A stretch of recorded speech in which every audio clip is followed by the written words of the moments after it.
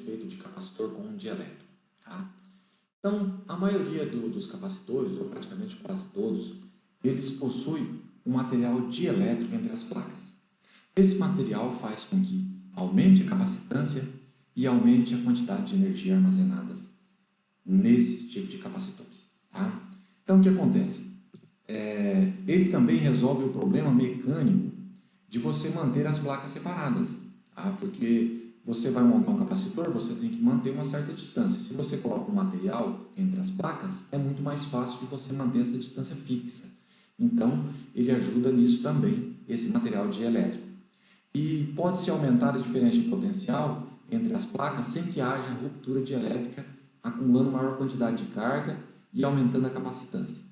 Então, o que acontece? O que é ruptura dielétrica? Eu já comentei com vocês nas aulas passadas, por exemplo, o ar. O ar ele pode ser condutor ou isolante, dependendo da diferença de potencial que você estabelece sobre ele. Por exemplo, aqui no dia a dia, nas nossas tomadas, o ar se comporta como um isolante, porque a diferença de potencial é baixa, 127 volts, 220 volts. No entanto, num dia de tempestade, como a gente tem raios em milhões de volts, o ar conduz a eletricidade desde a nuvem até a terra, tá? Então o ar passa a ser condutor. E isso acontece entre as placas de um capacitor também com material dielétrico, né? Seja ele um plástico, seja ele um vidro ou outro material que for utilizado aí como dielétrico, tá? Então isso significa ruptura dielétrica. Aqui vocês veem 3 imagens. A primeira seria as placas do capacitor com o material dielétrico no meio e com os átomos eletricamente neutros, ou seja, tem a mesma quantidade de prótons e a mesma quantidade de elétrons. No entanto, quando você carrega as placas do capacitor, você provoca uma indução nesses átomos, de tal forma que há uma certa polarização das cargas. As cargas positivas desses átomos são atraídas pela placa negativa e as cargas negativas são atraídas pela carga positiva, formando essa configuração.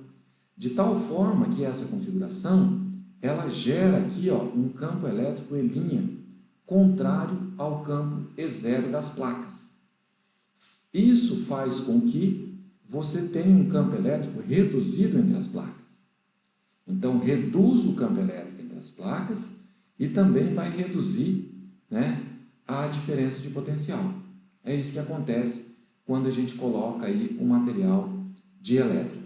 Então, o dielétrico ele enfraquece o campo elétrico entre as placas de um capacitor e desta forma o potencial também diminui, mas a capacitância aumenta, tá? Em consequência, a capacidade de armazenar cargas também vai aumentar. Nessa figura a gente tem algo interessante aqui, que é capacitores experimentais utilizados aí por Michael Faraday, tá? Por isso que a unidade de capacitância recebe homenagem, em sua homenagem recebe o seu nome, de Faraday, tá? Então perceba que aqui é um capacitor esférico formado por uma esfera central de bronze e uma casca concêntrica feita de mesmo material, tá? E de tal forma que a gente pode, nessa nova capacitância, multiplicar a capacitância que ele tinha no início, sem o material dielétrico, pelo valor da constante dielétrica. E o que seria essa constante dielétrica? Essa constante dielétrica ela é diferente para cada material. Por exemplo, você pega lá no ar, é praticamente o mesmo valor do vácuo, que é 1. Né? Só que, no entanto, se você pegar, por exemplo, o silicone, vai ser 12. Quer dizer que se você colocar silicone entre as placas, a capacidade inicial vai ser multiplicada por 12 vezes, onde essa capacidade inicial é a capacitância no vácuo. Tá? Agora, se você põe até água, você aumenta em torno de 80 vezes a capacitância do capacitor. Tá? E aí tem o titanato de estrôncio, que também tem a capacitância aumentada em 310 vezes. E aqui do lado tem a constante, o valor da rigidez dielétrica, tá? Para alguns materiais. No ar, é 3 kV por milímetro você precisa para romper a rigidez dielétrica. Por isso que é tão difícil você provocar uma faísca próximo da parede, porque essa diferença de potencial tem que ser muito grande, tá? Então o K é chamado de constante dielétrica e tem esses valores. Outros fenômenos que pode acontecer é quando você tem uma situação como essa, um capacitor ligado a uma bateria, tá? Nessa situação aqui, se você introduz um dielétrico, tá? Você faz com que a capacitância desse capacitor seja aumentada. Ou seja, o efeito dielétrico também é aumentar a carga entre as placas, desde que você mantenha a bateria aqui no sistema.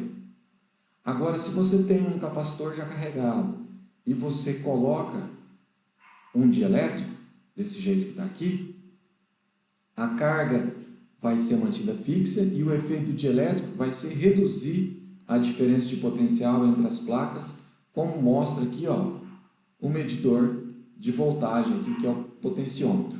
Tá? Então, o efeito do material dielétrico, quando não está ligado à bateria, ele faz com que a diferença de potencial diminua.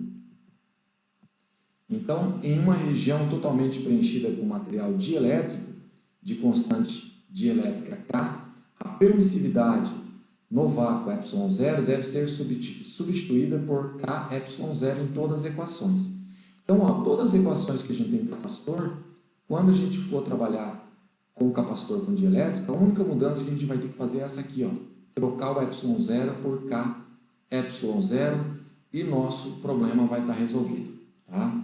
Então, não tem grandes segredos quando você tem um sistema de um capacitor com dielétrico. Na próxima aula, a gente vai resolver um exemplo de aplicação. Tá? Vejo vocês na próxima aula. Grande abraço.